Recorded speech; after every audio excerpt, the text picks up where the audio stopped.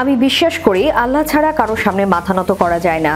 কর্মটাই হলো আমার জীবন, আর সেটা করাচ্ছেন আল্লাহ তাআলা। তিনি থাকতে আমার কোনো ক্ষতি হবে না, তবে এভাবে হিন্দু বন্ধুদের বিভ্রান্ত করা হচ্ছে, এমন মন্তব্য করেছেন পশ্চিমবঙ্গের রাজধানী কলকাতার মেয়র এবং ক্ষমতাসীন তৃণমূল কংগ্রেস নেতা ফিরহাদ হাকিম।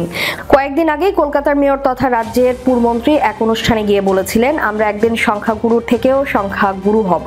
তার ওই মন্তব্য নিয়ে সমালোচনা শুরু হয়েছিল, এমনকি তৃণমূল কংগ্রেসের তরফ থেকে সোশ্যাল মিডিয়ায় পোস্ট করে এই মন্তব্যের থেকে দূরত্ব তৈরি করা হয়েছিল।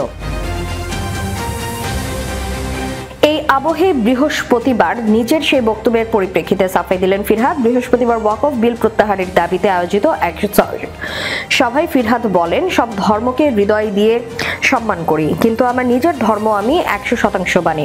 ফিরহাদের কথায় পিছিয়ে পড়া মানুষের শিক্ষার অগ্রগতির কথা বলা যদি অন্যায় হয়, তাহলে নিশ্চিতভাবে আমি অন্যায় করেছি।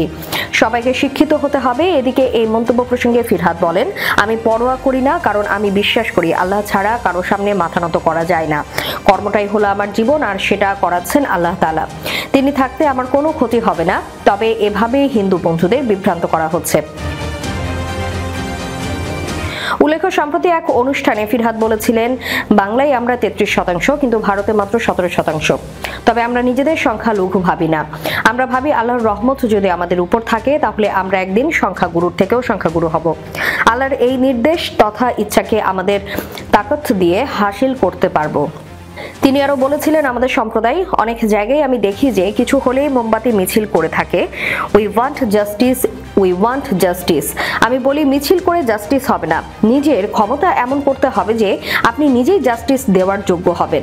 জাস্টিস চাইবেন না, জাস্টিস দেবেন। তার বক্তব্য ছিল, আজও কলকাতা হাইকোর্ট থেকে শুরু করে সুপ্রিম কোর্ট হাতে গোনা কয়েকজন সংখ্যালঘু সম্প্রদায়ের বিচারপতি আছেন। কারণটা কি? কারণ এতদিন আমাদের সেটার যোগ্য করে তোলা হয়নি, যেখানে আমরা দাঁড়িয়ে বিচার দিতে পারি।